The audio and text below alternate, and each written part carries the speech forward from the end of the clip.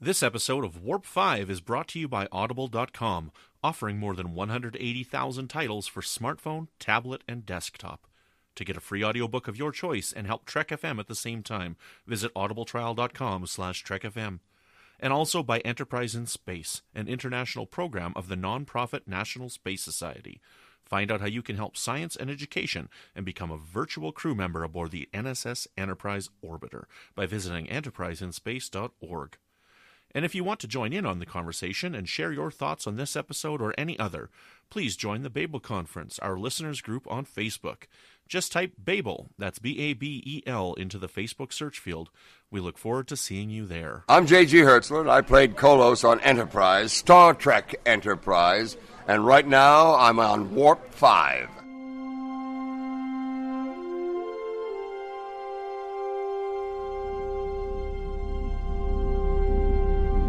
How we doing, Trip? Ready when you are. Prepare for warp. Course laid in, sir. Request permission to get underway.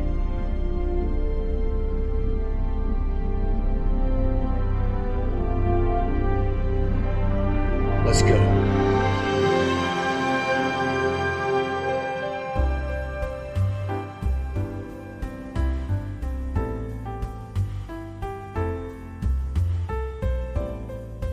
Welcome, Boomers, to another episode of Warp 5. I'm your host, Brandon-Shea Mutala, and joining me, as always, holy smokes, holy guacamole, holy gujabola jubaloli, we've got all the crew here today.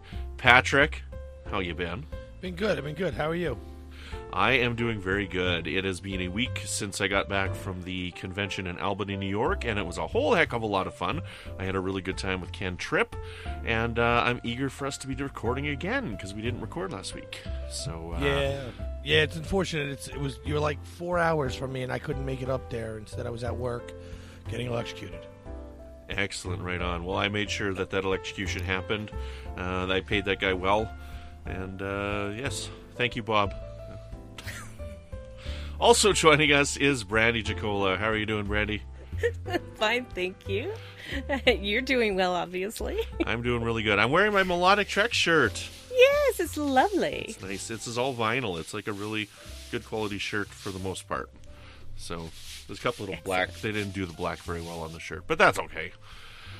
So I'm like super excited. I had a tweet the other day. This is a tangent. We're going to start off right off here. I went into work on Friday, and I'm like, I want to watch the new season of House of Cards, but I have one more episode of Man in the High Castle to watch. I can't handle these kind of stressful decisions. Yeah, just Man in the High Castle first. Yes, Finish it. I did. I left. did finish it. And one left. I know. I did. That was on Friday, and so I started House of Cards today, and it's really good so far. I'm excited to see where this last season goes. But Man in the High Castle was amazing. If you guys haven't seen it yet, you should go see it. I was totally hooked, and I plowed through the 3 seasons as quick as I could, and I really loved it. It's without spoiling anything. It's if you haven't seen the show, it is not at all what you're expecting. I guarantee you that, because I was expecting one thing and I got something else, and it was pretty good. I think the first season was the best. You've watched it, hey, Brandi? I have. I actually went into it with zero expectations because I only knew that it had been a book and I had not read the book. So yeah.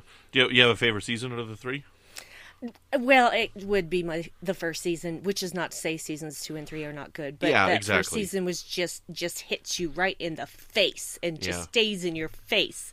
And that's not bad. That's not bad. It's not generally the type of television that I like to watch because it can be very heavy and it breaks my heart on a regular basis. Yeah. But I love it.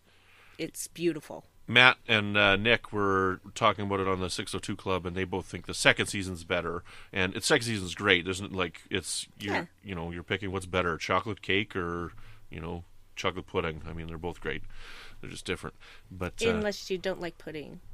Who doesn't like pudding? What kind of monster are you? I don't. It's a texture thing.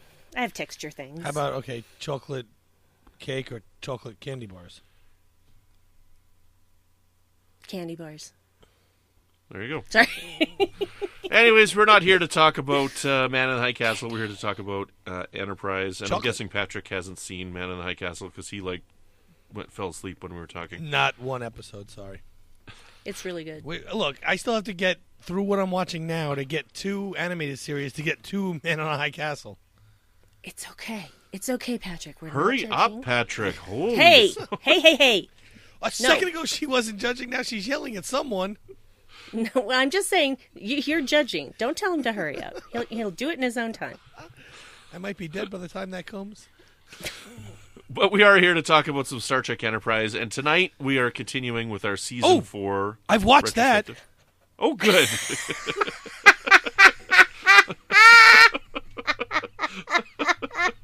thought you were having some kind of revelation. That was great. Good. Thank you, Patrick, for putting in an effort for the podcast. I appreciate it greatly.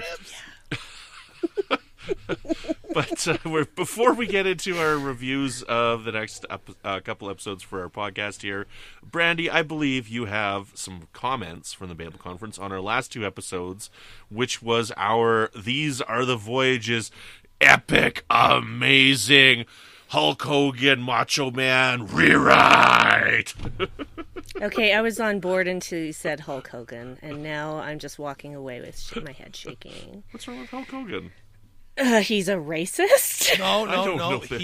He said Hulk Hogan is not racist, but Terry's racist.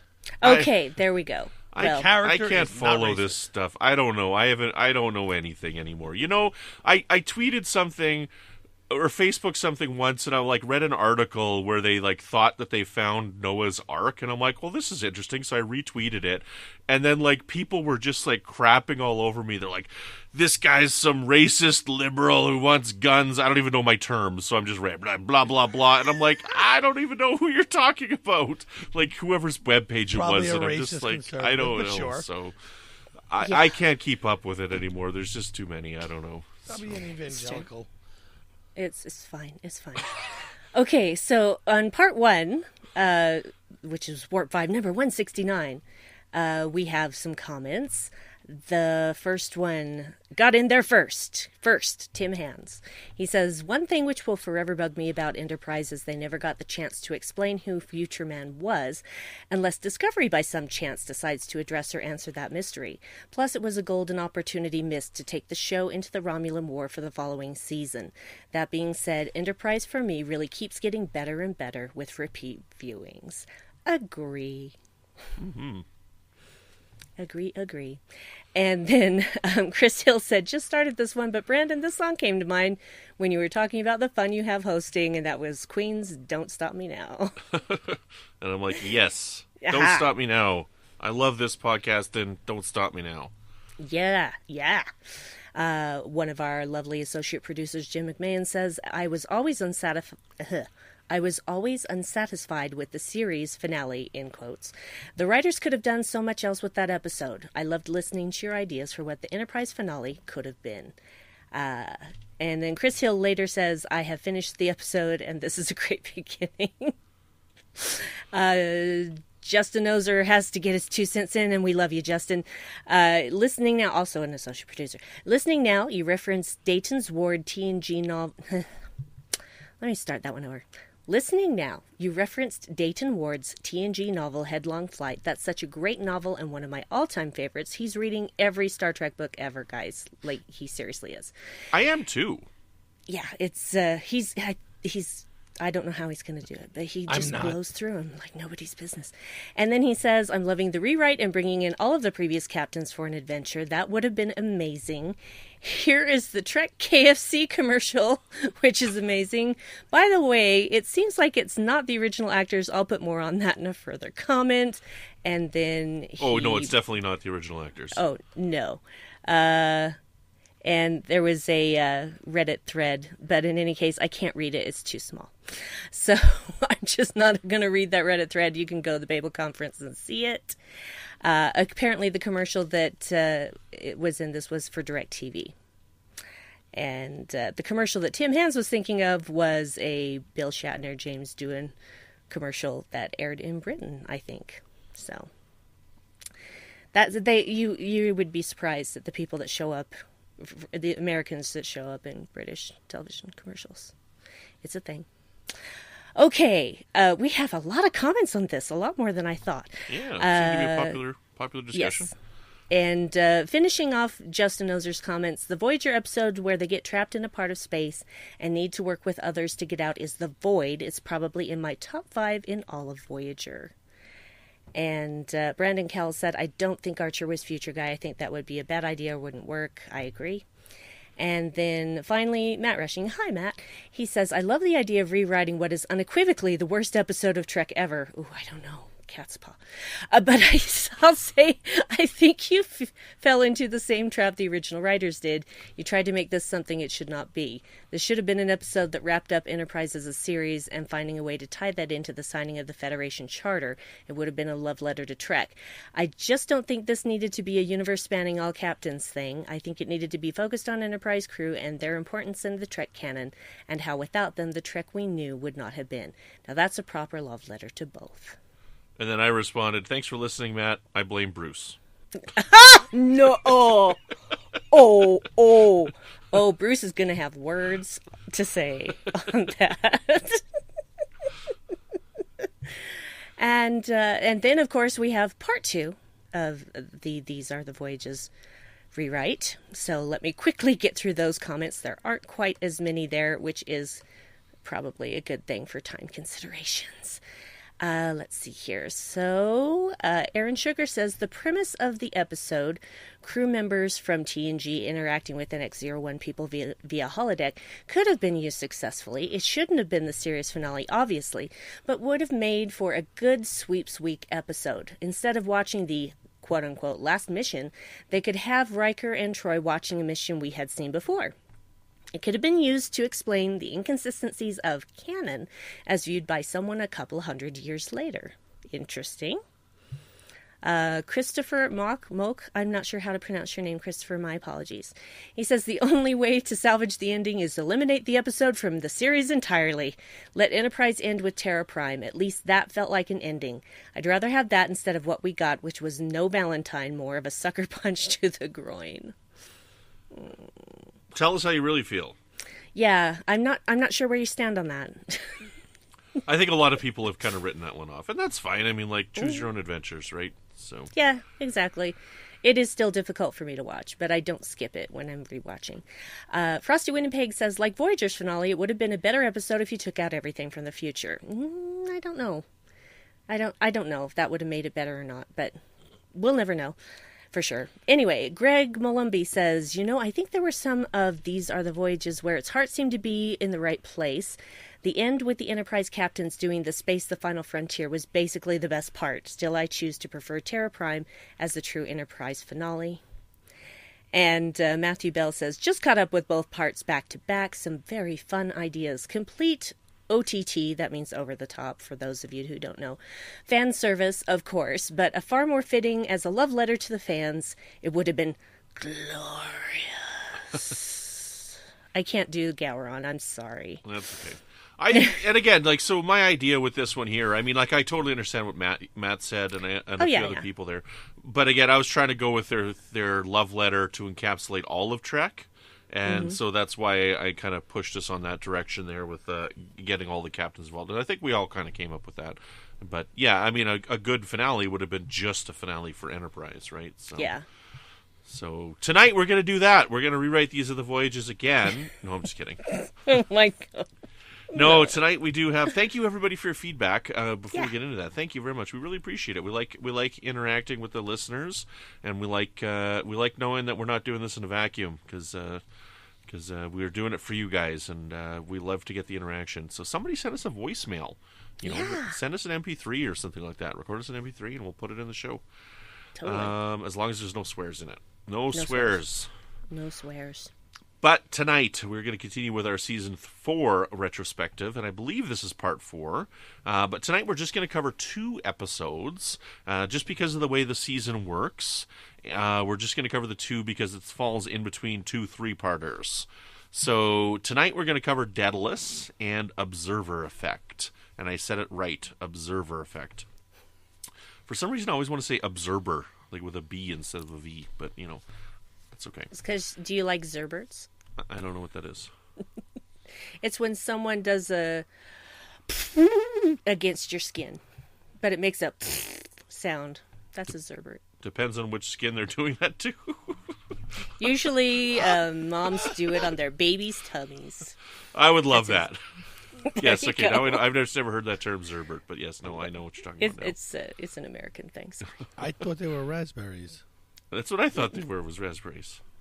No, raspberry is just straight up. Whereas a Zerbert, you're actually doing it against somebody's skin. Okay.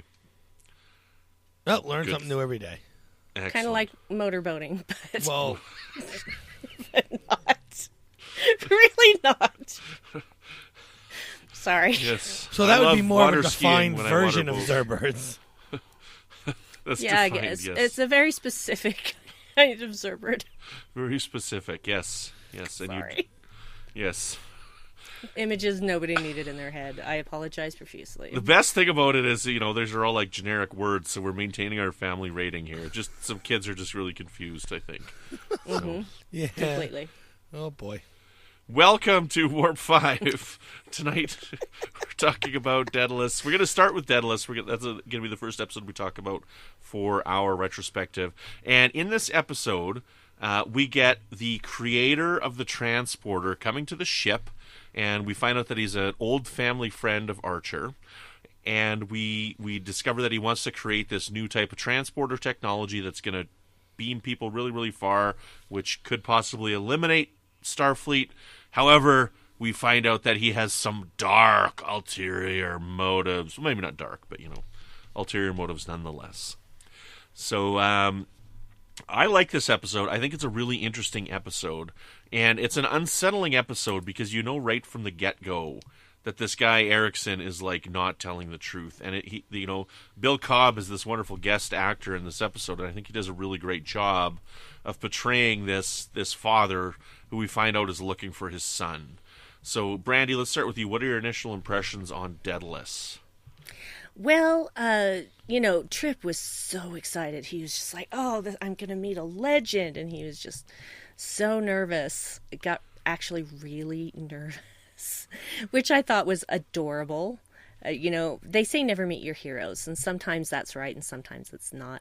But the thing is that you don't see it at first, but we'll talk about that later. I'll just skip that. You just kind of feel like, when Emery and his daughter come on board, and you just kind of feel like, I don't know, it's so subtle. I think it's a bit subtle. It's not like they're flat out mustache twirling or anything like that. Right. But you know that something just seems off. It just seems off. Plus, it's almost immediately clear when Emery and Danica, it's Danica, right? Danica are alone, that they're there for a completely different reason than what they said. But we still don't know what that reason is. Right. So, but yeah, I just, to me, it was obvious that there was something not on the level when they came on board, but I had no idea what that was going to encompass. But I figured, I'm pretty sure that they're not inventing this new transporter because it never gets mentioned again. Mm-hmm. So.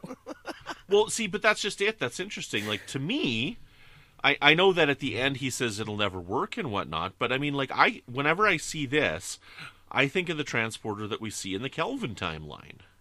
So I personally draw that connection that at some point in that divergence, this technology did get invented. I mean, this is something that's being tested out here. Obviously people are considering this type of technology. And I don't know, have you guys ever thought of that connection before?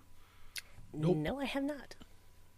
Well, Although it makes sense, but it makes sense that he would say it would never happen because after this episode, he's done. but the research is still there. Yeah, no, I know, but he would still believe it's never going to happen. Right. So his statement's not bad, so... Mm-hmm.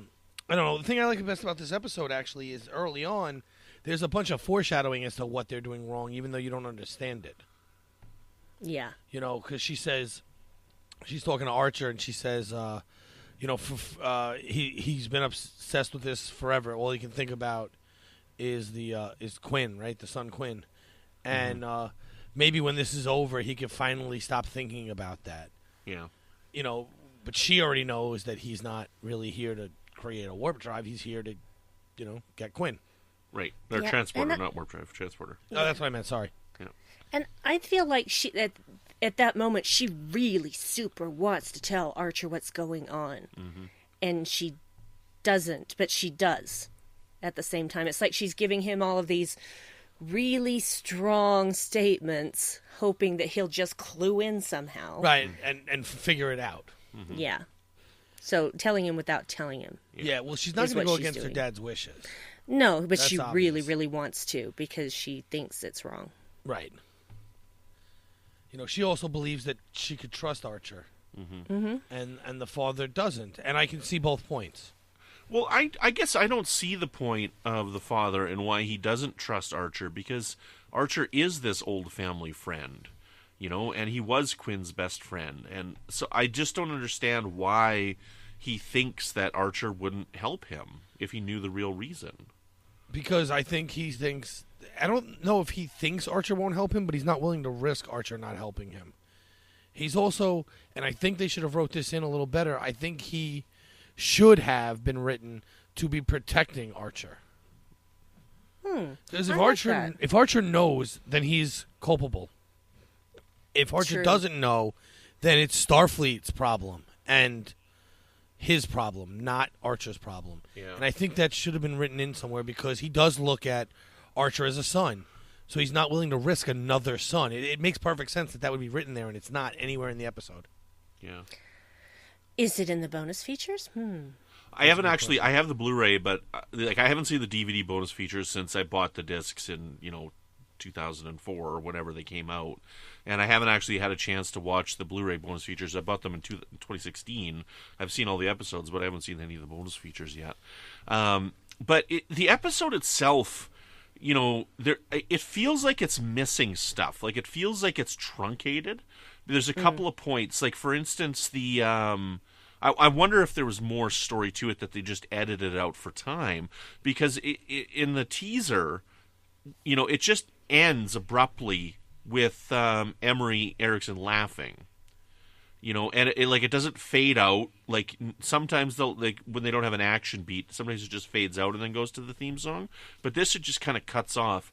And there's another point where it's talking with Archer and it just cuts off and goes to where it would have been a commercial. Like this, so there's a couple of times in the episode where it feels like it's been truncated a little bit. Do you guys get the feeling that it might be missing something? Like something might be on the editing floor? Yeah, I would be willing. Well, there's always something on the editing room. Editing?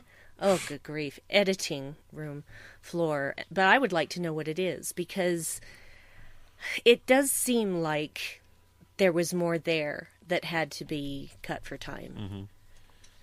Yeah. Like it's not a lot. Like I'm sure it's not crucial plot details that are on the cutting room floor. Yeah. But it does feel like the episode's just shortened a little bit too much. Yeah. Yeah, and like you said, they're kind of rough edits, too. They didn't even edit them very smoothly in those few parts. Yeah. But, I mean, like, Emery is this really interesting character as soon as he comes aboard. Danica's like, oh, let's catch up on old times. And he's like, later, I want to see this ship. And so, like, he's really interested in this technology. And that changes really abruptly. Like, he gets to work really quickly and is focusing on this mission to save his son. So, like, the character doesn't quite feel, the same throughout. Like, his motivations seem to be constantly changing, and it's, I don't know, like, it's just, I almost think the episode could have had another rewrite, but I mean, it doesn't, I still really like the episode a lot, but, just something doesn't quite ring true with his character throughout, that's all.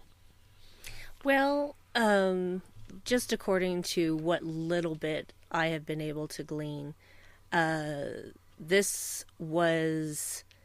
actually, Manny Koto wanted to create an origin story for the transporter with this episode, and he was not pleased with the script or the completed episode. So what happened there, he was not happy with. So I don't know what he wanted to do that didn't happen. I'm curious to know now. So I feel like whatever it was, it wasn't what he wanted, and maybe he just did as best as he could, and then there was no Yeah. more he could do. It kind of feels like that. Could be like time constraints, or like the episodes aren't going, but we still need to get it out there. So Yeah. could be that. Yeah, I mean, as far as him changing through the episode, I just kind of, in my head, I chalked that up to him trying to hide his motivations and doing a poor job of it at times. Yeah, and what's this medication that he's on that they're using, that they're showing me unnecessarily, showing me being injected into his back with this very long needle? I do not like needle violence. Please leave the needles out of it. In this day and age of hyposprays, I don't want to see freaking Yeah, it's needles. interesting because they don't explain. Like, they leave it up to your imagination. Like, in my interpretation, this is clearly a transporter malfunction that happened. I'm guessing, like, early on, like probably his first or second transporter attempt, this happened to him.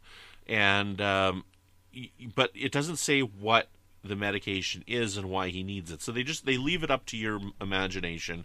You know, it looks like the type of damage, like the damage on his back looks like the type of damage that happens to that guy's face and happens to Paul's hand. So I had thought that there was going to be some kind of connection there.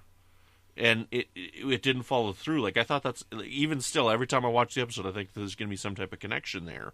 You know, and also, I don't know if you guys thought about this, but it looks like the damage that happened to the guy's face in because of the anomalies in The Expanse, like the second episode with that guy that's in the second episode of season 3, that guy that's in the brig, right? Half his face is like melted. Like, it looks like that same kind of damage. Yeah, so I always thought, though, that damage came from... Because remember, Archer mentions briefly that he had run into these anomalies 5 years earlier on his research vessel. Oh. So I always put them together as that was from the anomaly of his son. Oh, I like that. Oh my, you are good, Patrick. I really like that because in my headcanon, like, because again, they don't say where it came from. I had always just assumed that because he also says at one point, he's like, he says I think it's during the dinner scene, he says that the transporter came and it wasn't without danger. I'm living proof of that.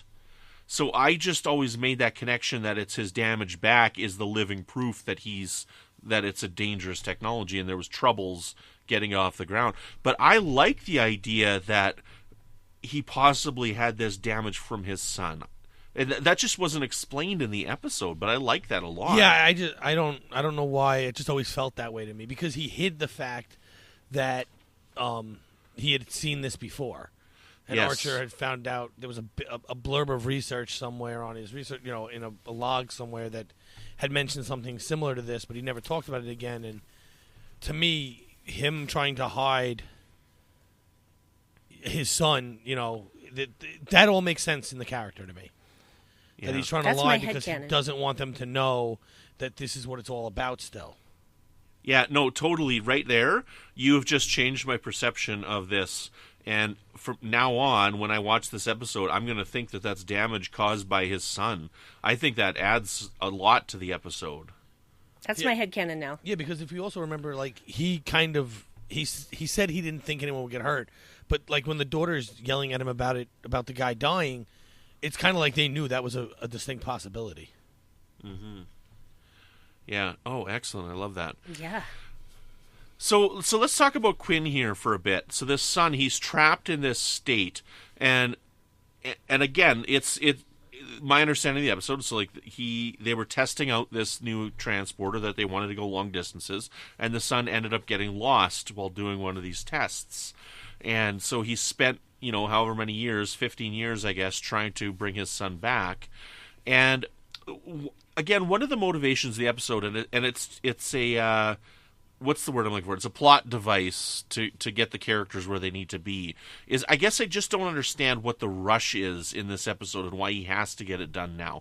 I know that they tell us in the episode, well, they're losing him and it's going to be too late very soon. But it's been 15 years that his son has been floating around as this weird anomaly. I don't understand why now it's a rush.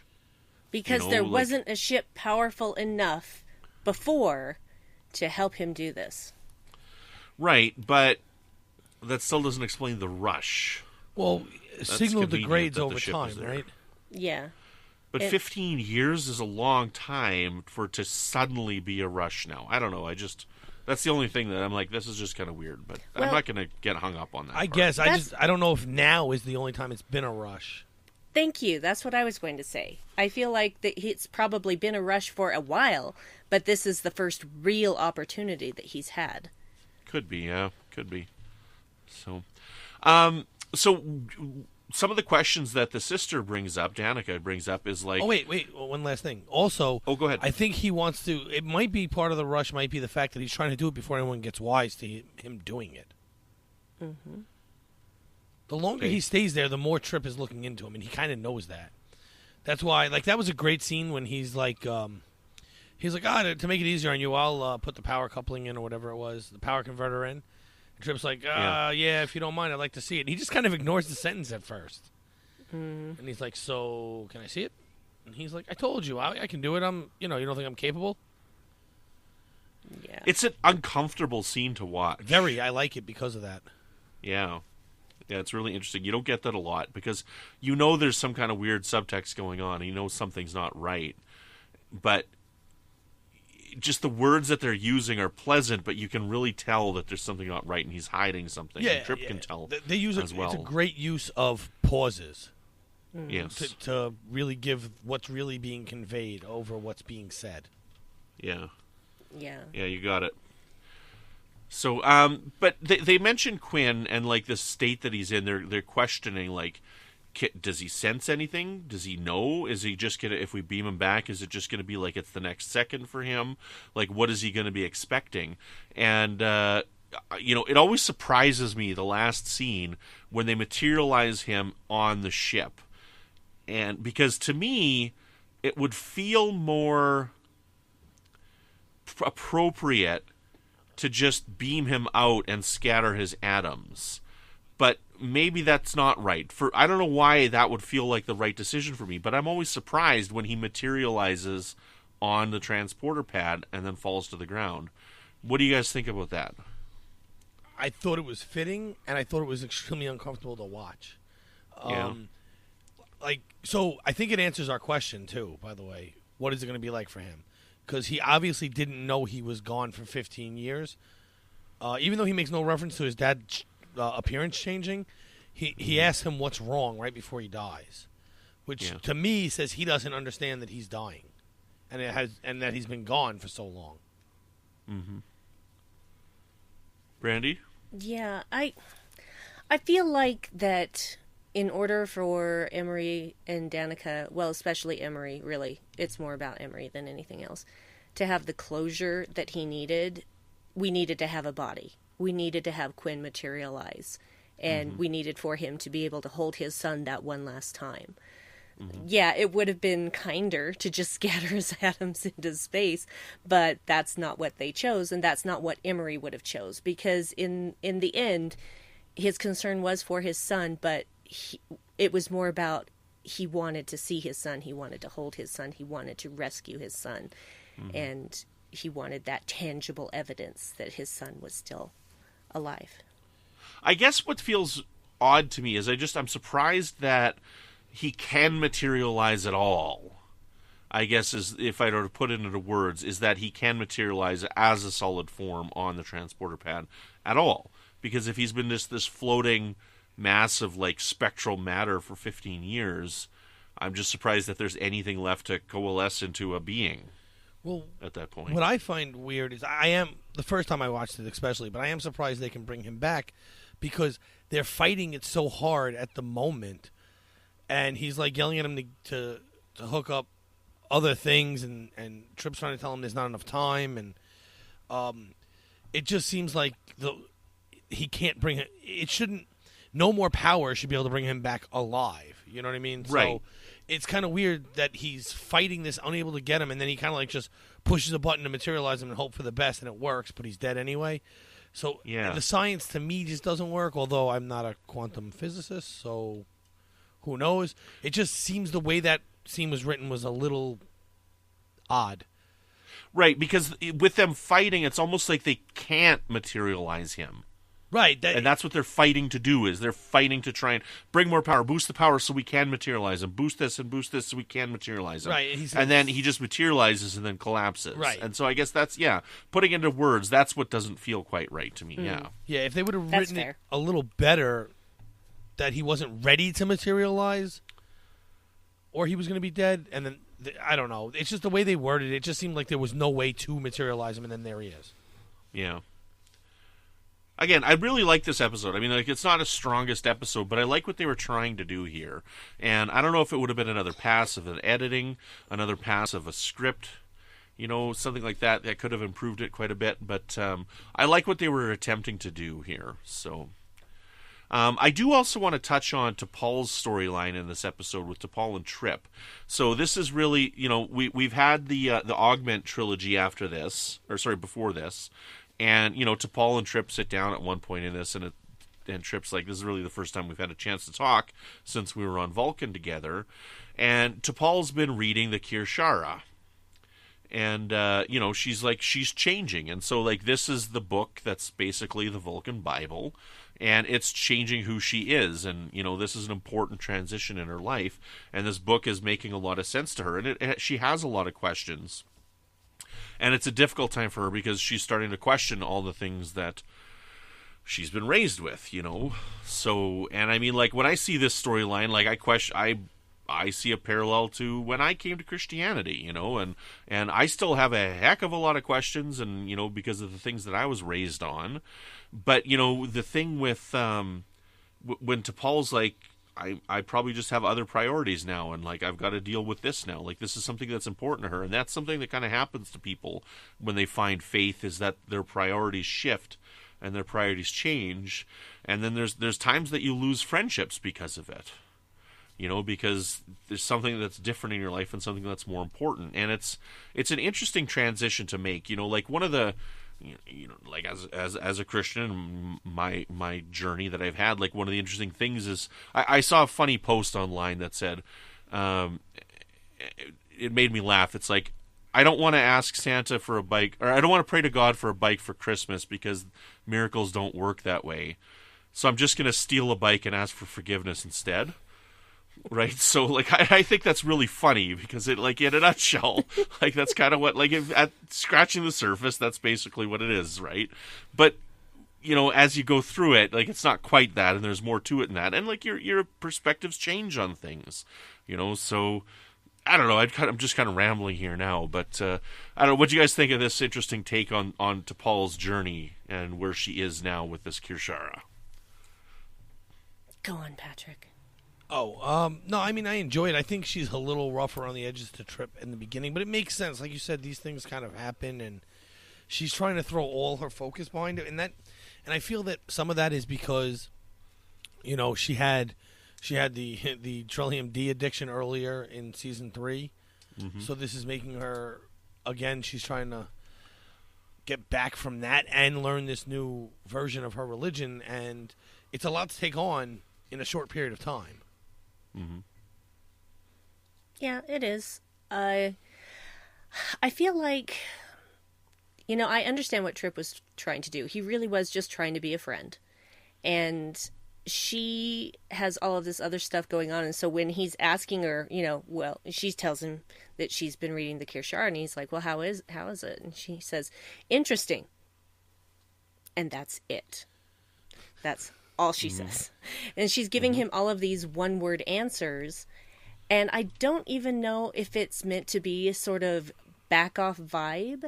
I think it's more that she doesn't know how to explain what is going on with her.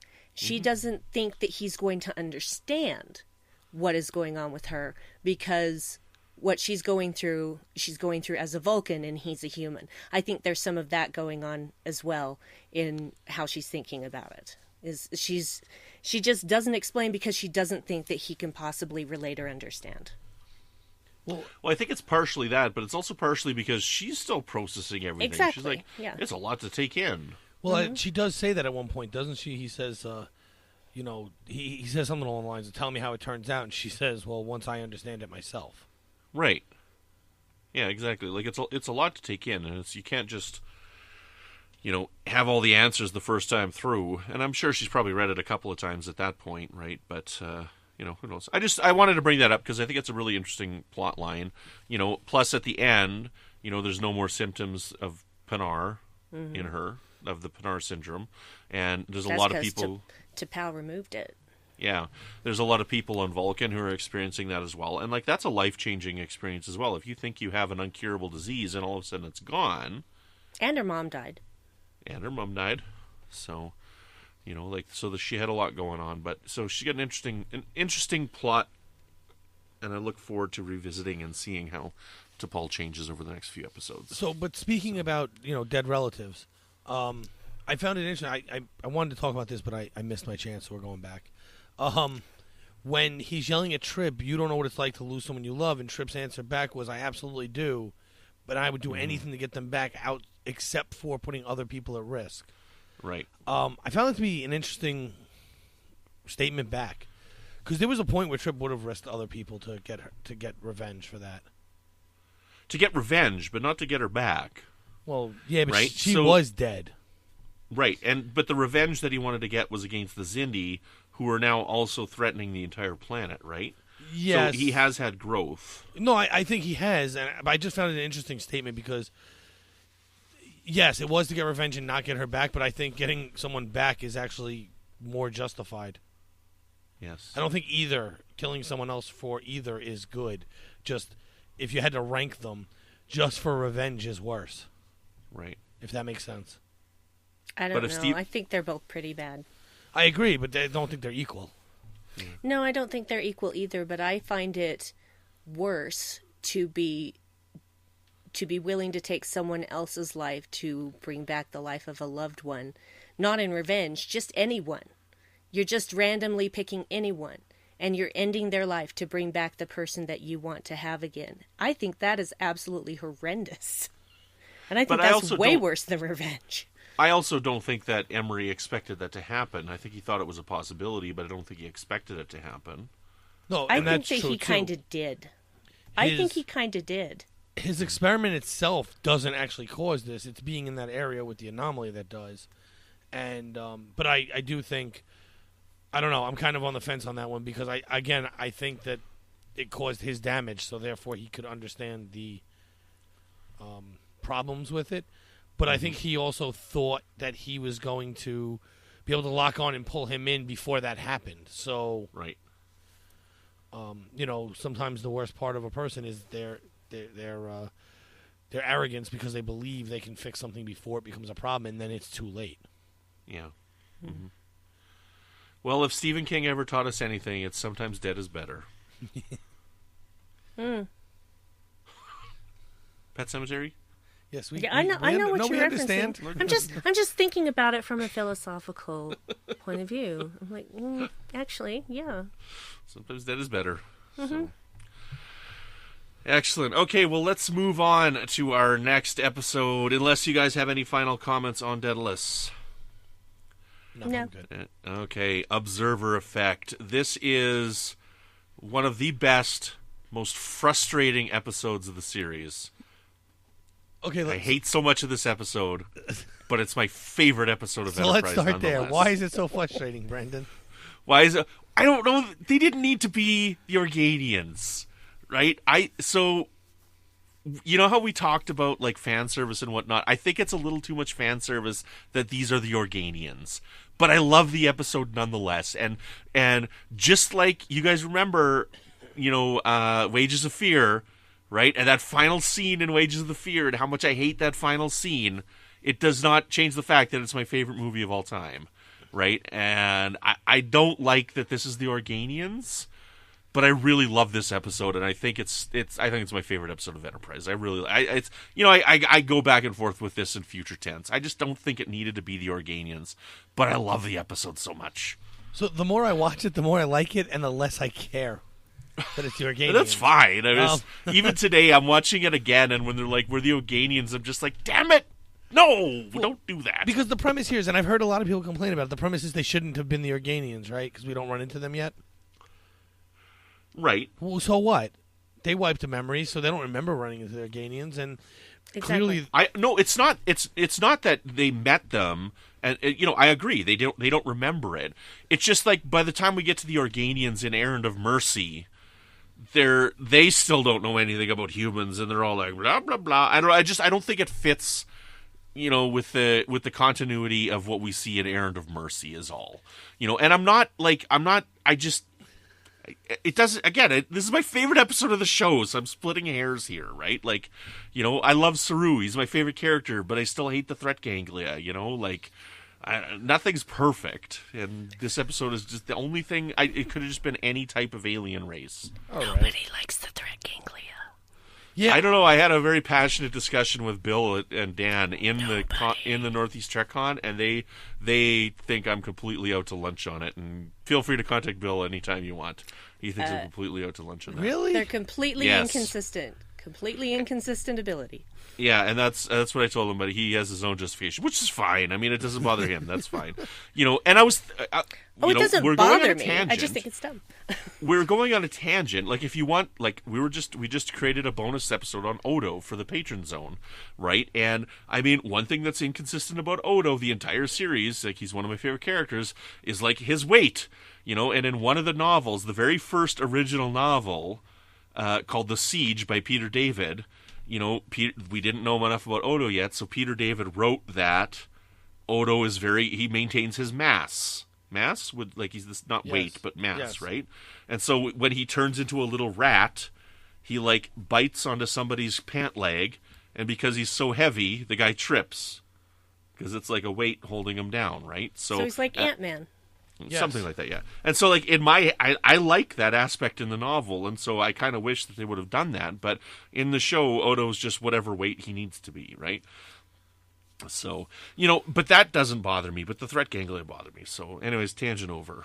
All right, fair enough. I love the episode, I just wish it wasn't the Organians. So that's the only thing. I love the way this episode starts with them playing chess, too. Oh, it's so amazing. Because at first if it's the first time you're ever watching it, you don't know it's not them, but they're kind of talking weird.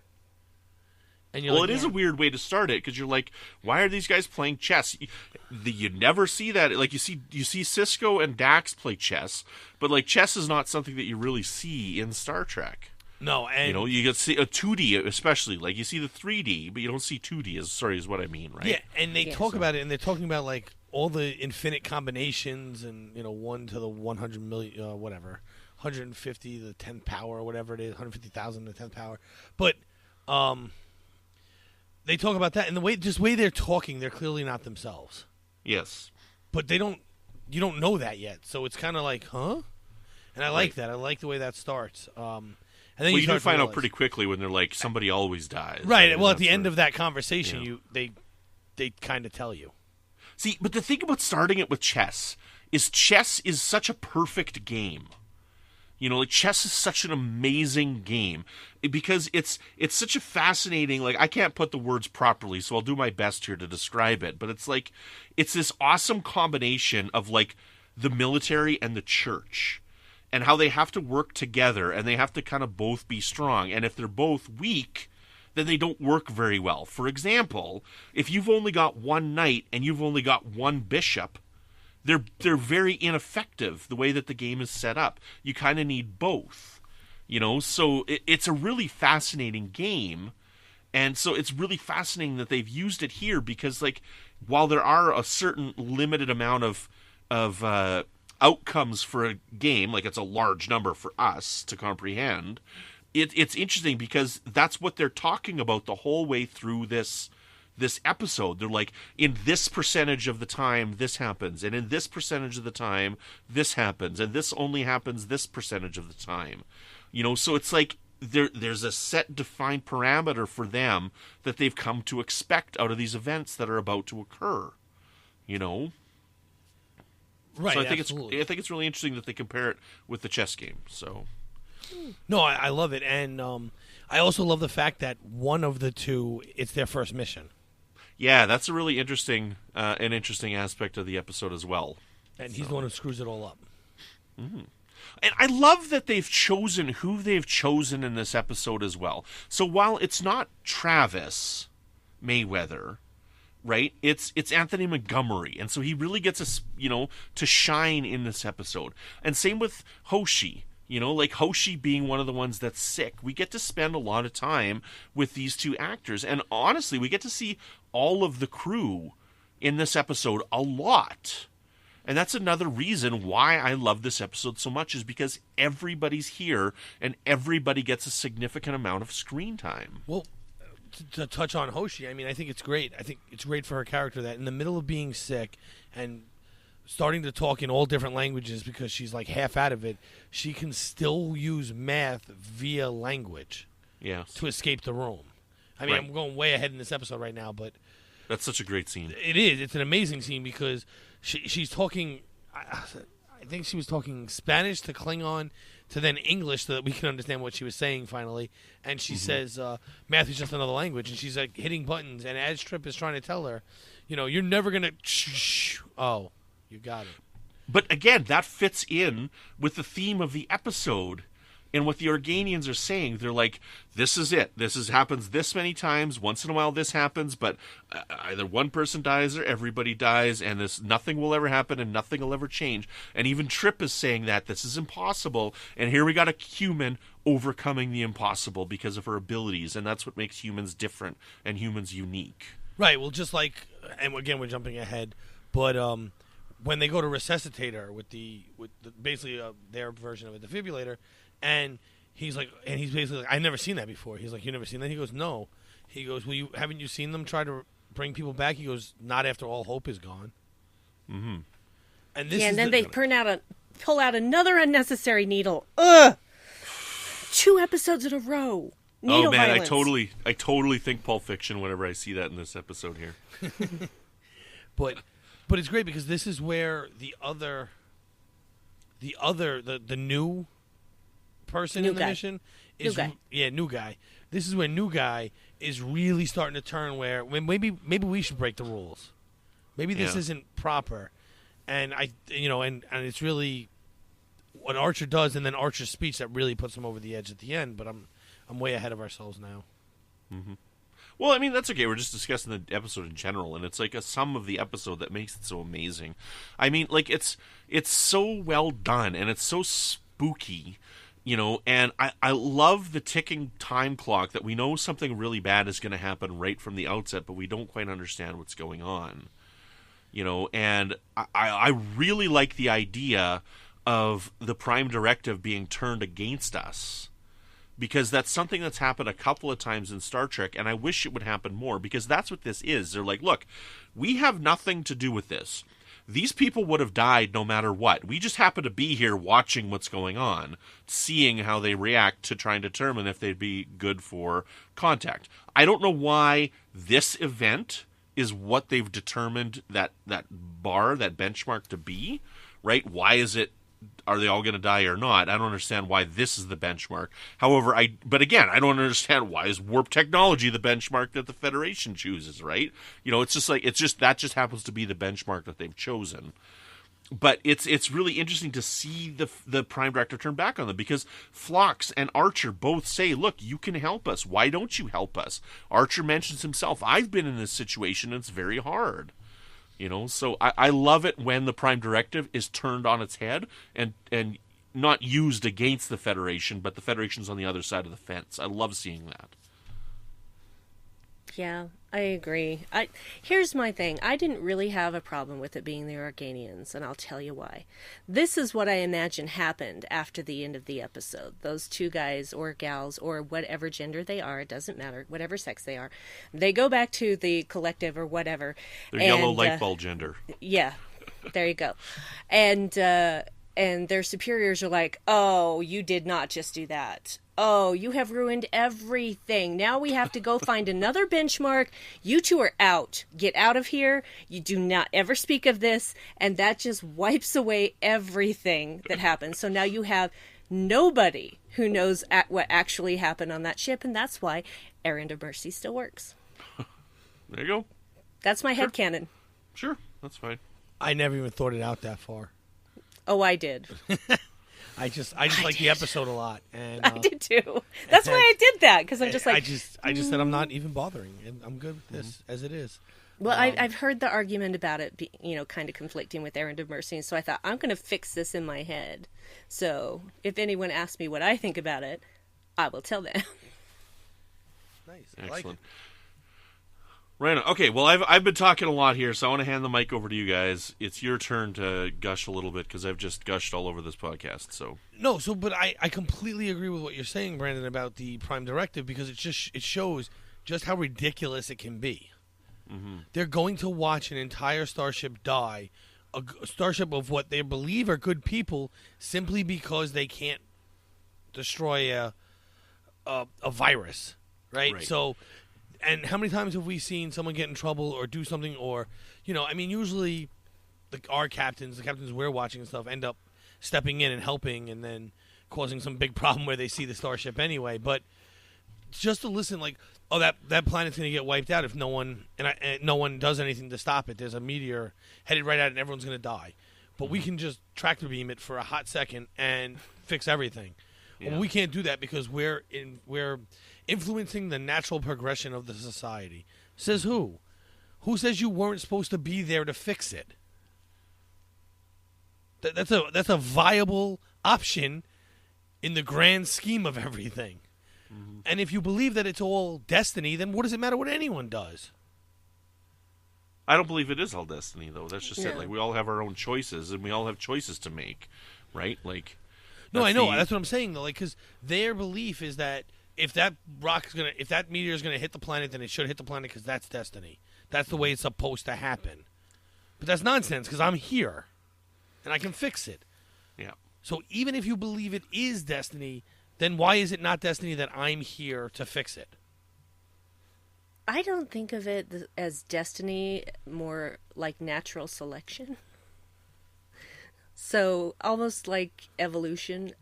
Because who's to say, okay, we saved that planet, and now 5,000 years from now, the planet's dying from overpopulation, over mining, over industrialization, etc., and they all die anyway. Or if that happens, then that sucks for them. Or the other option is they make the greatest technological advances in the universe that we never get because we let them die. Mm-hmm. Or something else doesn't come to be because they were still there, and now those things we never get to see. See, that's the thing. We just don't know. You're right, but if I'm there, I'm saving people. That's my thing. Mm-hmm. See, it's interesting because you blow this up on this large of a scale, and we have this discussion, and I bring it back to things that we see on the planet here. And I mean, I just want to bring these up just as points. They're like articles that I have read. I am not a vegan, right? And there's a lot of people out there who are like, saying that vegan is the way we shouldn't eat animals and whatnot. And like, I recently read an article. I can't find it. I can't tell you the source of it, right? If you want to find it, you can Google it, which is like an argument why veganism is not a good thing for the growth of the planet, right? I read the article once. I'm talking on vague terms, but it has to do with animals fertilizing the ground, which makes it fertile for food. And if you're just constantly growing things, it's not good for the land, and animals need to be there because the bacteria that they put into the dirt, it's like this whole thing that's like not thought of. Like, you think of one aspect of a problem and you don't think of what is extrapolated from that problem. Like, I had a discussion. I work in the pipe field, right? Like, my business makes steel pipe, which is used to transport oil. Right? And oil is a hot topic right now, and everybody's like, we shouldn't have oil. And it's like, you can't just get rid of oil, right? Like, yes, eventually, I agree, we should get to a point where we're not so dependent on fossil fuels. I do believe that, but you can't simply just eliminate it immediately. Like, people don't think of certain things. They're like, okay, pipelines are bad because of what happened on, I don't remember the name of it, but there was that reserve in the States where they were trying to force the pipeline go through. That's bad. Yes, I agree with that. Pipelines on a whole, though, I personally don't believe are bad because I believe they are the safest way to transport. We need to maintain it.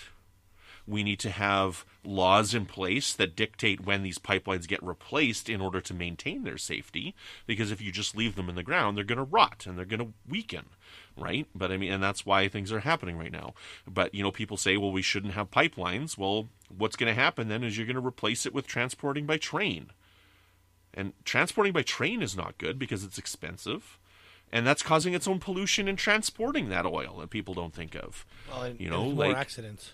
You know, there are more accidents with train, and they're not commonly reported right now because the type of goods that are transported by train are not hazardous to the environment, like grain, right? Like if you have a grain spill, right, that's not going to cause a big news report. But if you think about it, okay, so they can charge a premium for transporting oil on trains.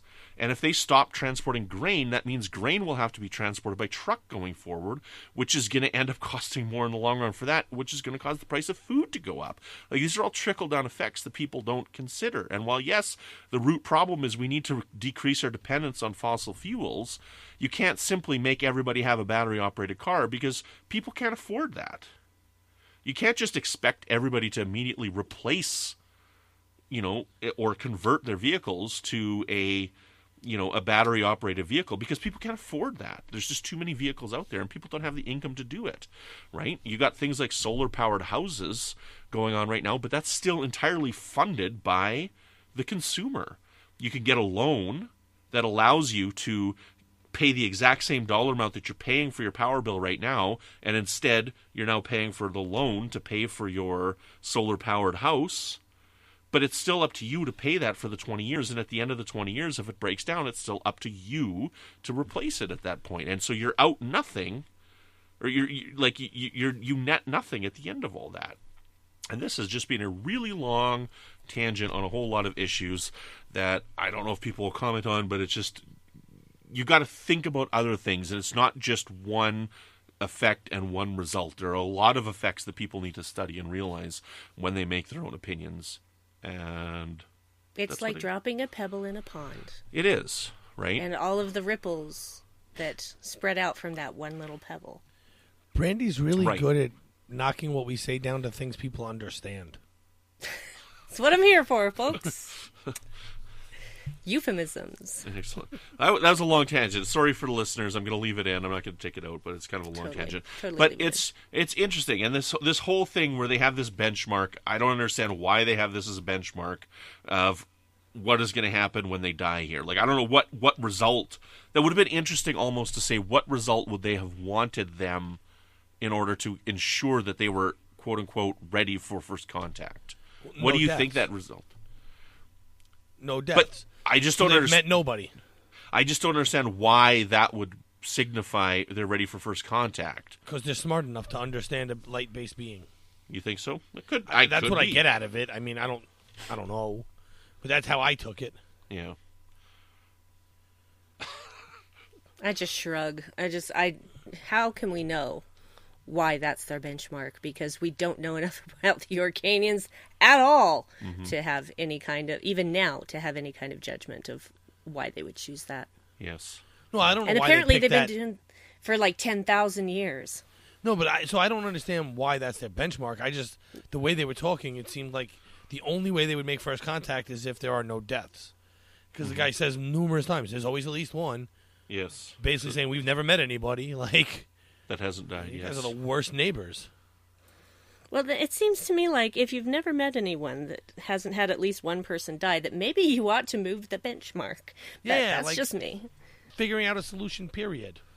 But, sometimes the species can get stuck in a rut.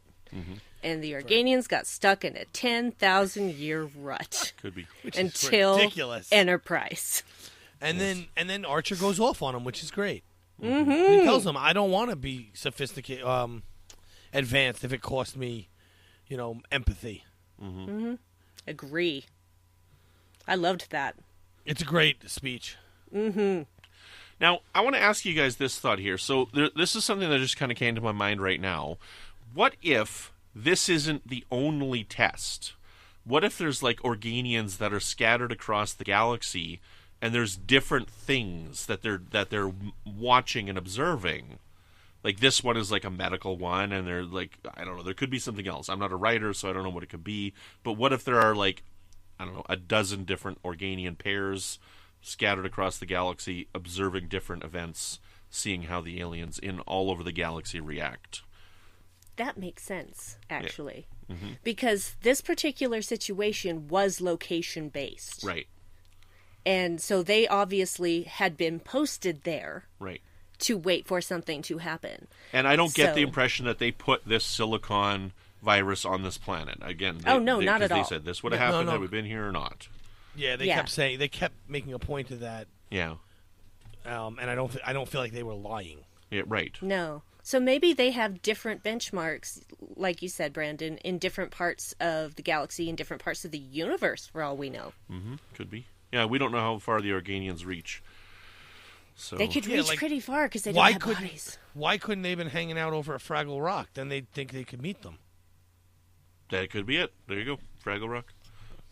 Archer could have told them all about it. Yeah. Yeah. They figured that one out and no one else was able to. Yeah, come on. Get on that Lokek thing. Oh, wait, they already solved it. Excellent. So as far as fan service goes, there's one thing in here that I loved as well. And then I love that they mentioned the Cardassians. And I'm like, oh, that's so cool. You know, that the Cardassians have been here. And then again, it's just because of the line at the end, I think is part of the reason why I don't like it being the Organians. It's like, well, we better get ready. I think we're not going to be ready for 5,000 years. We got only 5,000 years to prepare this. And it's really only going to be about 70. Like, I don't know. Yeah, the 5,000 years was a little annoying. But I don't know. That's just me, I guess. So if they could have said like 100 more years, it would have been okay. Maybe it would have been a lot of fan service, but it would have been okay to me. Maybe years are different for them because they're non-corporeal beings. But then 10,000 years was only like 140. Yeah, I don't know. I don't care. That's fine. It doesn't affect. Again, this is still my favorite episode of the series. I love this one. It's a great episode. Unless, of course, I just watch Future Tense, and then that's my favorite episode of the series. Right. Right. It's an ever organic list. This is why I don't choose favorites. Yes. Unless you make me, which you do on a semi-regular basis. But I change mine every time, and it's fine. Brandi, I expect you to tell me right here, right now, who's your favorite co-host, Brandon or Patrick? And you can't choose Bruce. You can't choose Bruce. You can't choose Bruce. Nope. I do not choose between my She doesn't want to hurt your feelings.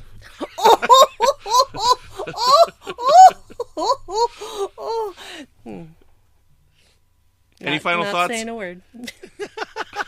Any final thoughts on either of these episodes, guys?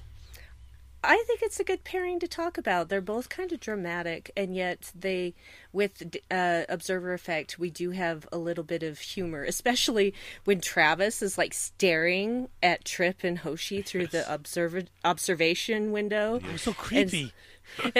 And they're like, "How are you doing?" And he's like, I wanted to know more about how you were doing, like, emotionally.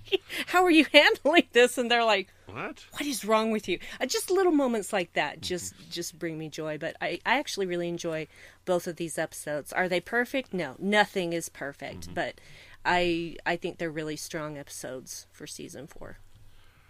Patrick, anything else you want to add? I agree. I mean, they both kind of revolve around death, which is creepy, but it's good. And needles! Stupid needles! They both have needles.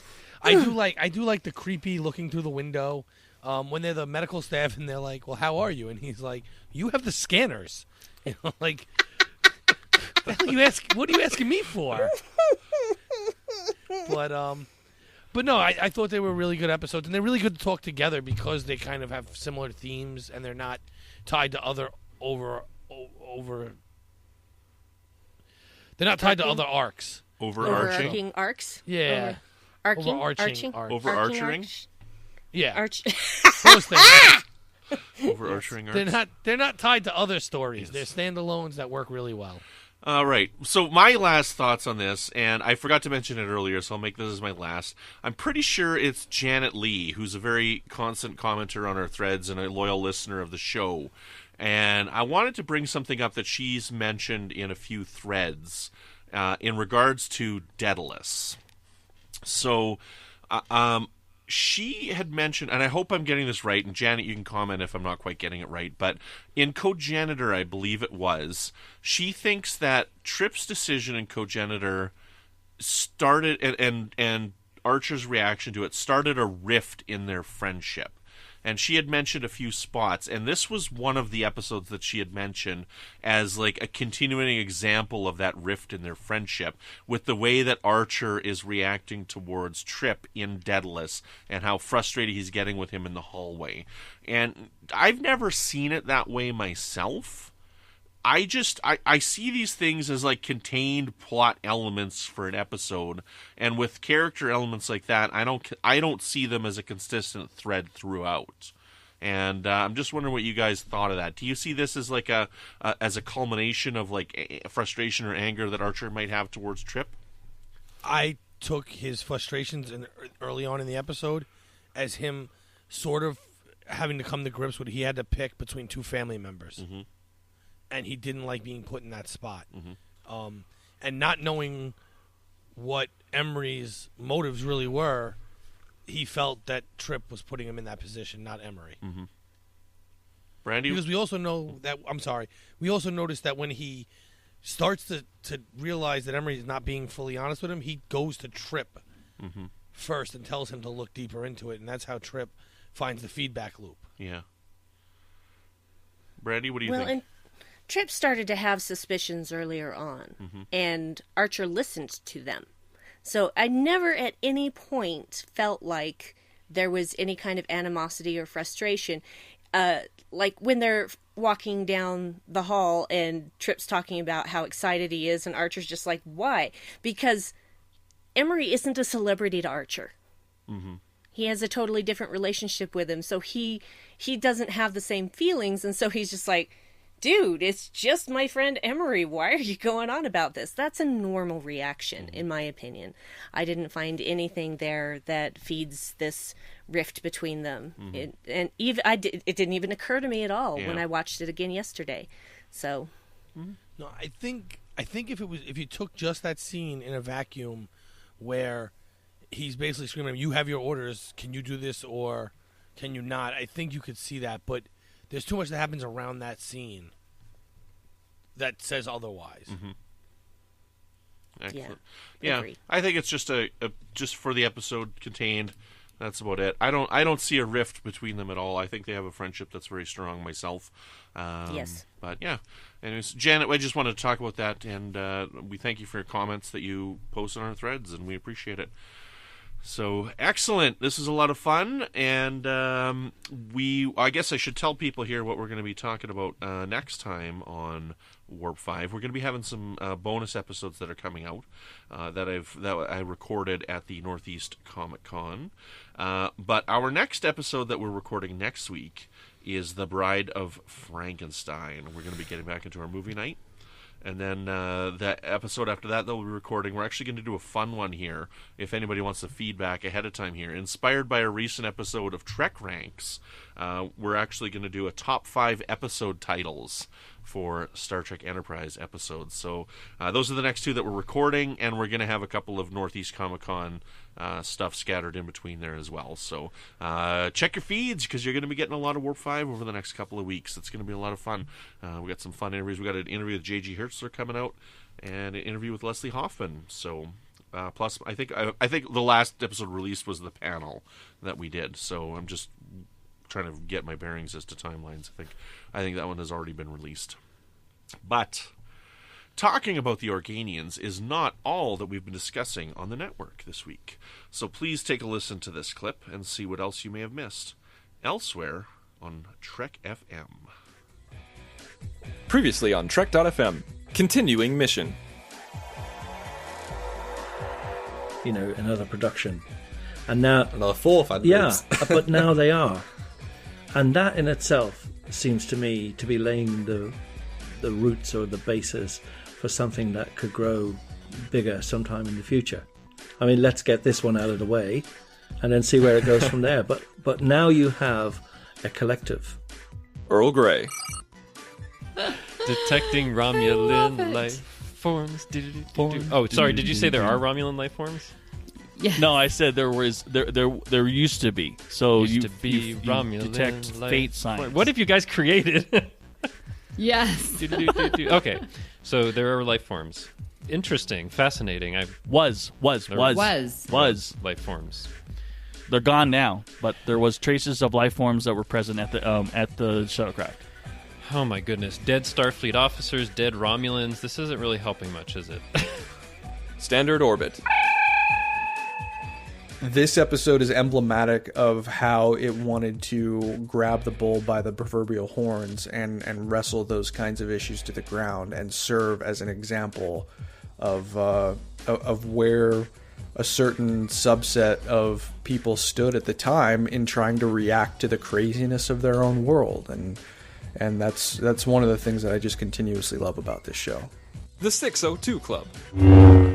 And that's the thing. I think you need a movie like this because most of the time when we think about astronauts and these heroes who do these extraordinary things, we're painting with a very broad brush. Even in The Right Stuff, which, like I said, it at least gives you some differences in the personalities of those guys. This is like, this masterclass in the psychology of this one particular person. And that's what else is happening on Trek.fm. Check out all these shows and join the conversation about your favorite corner of the Star Trek universe and beyond. You'll find us wherever you get your podcast. If you're an Apple user, be sure to hit the subscribe button on Apple Podcasts, on iPhone, iPad, and Apple TV, or the desktop iTunes app to get the latest episodes as soon as they are published. And please leave a star rating and written review. If you're not an Apple user, we've got you covered as well. You can find our shows on Google Play Music, Stitcher, TuneIn, Spreaker, SoundCloud, Windows Phone, in most third-party apps, and you can stream and download the MP3 files from our website or grab the RSS link. Who's next? You are. I am. Yes. Okay. We'd love to hear your thoughts on today's show, and there are so many ways for you to do that. The best place, of course, to join in the larger conversation is the Babel Conference, our listeners group on Facebook. Go to that Facebook search field, type Babel, B-A-B-E-L, and it should come right up. It's usually the very first option. Actually, mine just comes up now when I type the. It's just boom, Babel Conference. If you'd like to send us an email, you can use the form on our website at trek.fm/contact. Choose to send to a show and select Warp 5. That will come directly to us, and you can find the network also on Twitter at TrekFM and on Facebook at facebook.com/TrekFM. Brandi, where can people find you when you're not cold-heartedly watching people die? God, that is one of my favorite pastimes. Ooh. Do I do anything else in my free time? You can find me lurking in the Babel Conference as per usual. You can also find me on Live from the Edge here on the Trek FM network. At the time this releases, we will have already had our next episode of that. We're covering the short treks until Discovery starts up again in January, and then we will have regular shows. We are going to have to move our show to Friday nights because Discovery episodes are now releasing on Thursdays. Mm-hmm. So Live from the Edge will, after the short treks have finished, be coming out on Friday nights. So be there or be square. I know you want to stay home on a Friday night and watch us on YouTube. I know you do. Also, you can hear me on the Dark Corner podcast with my wonderful husband Dave, where we talk about stuff and things from a darker perspective. We also recently did a live D&D show at our local comedy loft, which we put the recording in our feed for your listening pleasure. It was hella good fun. Excellent. Patrick, where can people find you when you're not getting ejected in your ugly back? Well, unfortunately, that happens quite often. And but when I'm not doing that, or even maybe if I am, you can always find me on the Babel Conference because you don't have to actually see me. I just type there. And you can find me on Twitter at MagicDrop5. That's one word. 5 is a digit, though, not letters. And you can find me every other Friday-ish coming to you on the edge with my buddy Amy. Brandon, where can people find you when you're not inhabiting my doctor and watching me die of the flu? You can find me inhabiting your science officer and watching you die of the flu. You can also find me inhabiting your helmsman and asking you weird, creepy questions. And you can that's what the odd look I got from you too. It wasn't a normal, kind of a blank. Kind stare. of blank. That's common for me, is this blank, vacant expression on my face. So, you can find me on Twitter at Brandon-Shea. You can find me here on the network with Melodic Treks, which is all about the music of Star Trek. You can find me on the Fandom Podcast Network with my friends Chris and Tom, as we talk about Alfred Hitchcock films on Good Evening and Alfred Hitchcock Podcasts. And every once in a while, I release an episode of Breaking the Waves, which is on Cinematic Sound Radio. Still only 2. I just was too busy and couldn't get that Halloween episode out. But still 2 as of this point, where we focus on electronic film scores. If you'd like to help us keep all of our shows coming to you each week, you can become a patron of the network on Patreon. Visit patreon.com/TrekFM. That's patreon.com/TrekFM to get all the details. Perks include early access to episodes, exclusive content such as the 3 of us talking about Odo, producer credits, and more, available through our special patrons website, Patron Zone. It requires a great deal of money to produce, host, and distribute these shows each month, and we really appreciate any support you can give us and hope you'll join the team. Again, you'll find all the details at patreon.com/TrekFM. And if you can't find them there, you can talk to these wonderful, wonderful associate producers that we like to call Organians, who sit there and watch our podcasts while we record. And they look all creepy at us while we're doing it, playing chess and whatnot. We have Norman C. Brandy's giving me a weird look. I don't like it when people are watching me without my permission. And apparently, because Brandy's giving him a weird look, he had to butcher Norman C. Lau's name. So sorry. Norman C. Lau. Norman C. Lau. Floyd Dorsey, Mike Morrison, Tim Cooper, Justin Oser, Mark Flessa, Chris Tribuzio, and Jim McMahon. Thank you guys so much for your support of Warp 5 and Trek FM as a whole. We really appreciate it. Well, until next week, or if you guys want to watch it, we'll be talking about Bride of Frankenstein. Keep calm. Super excited. And boom on.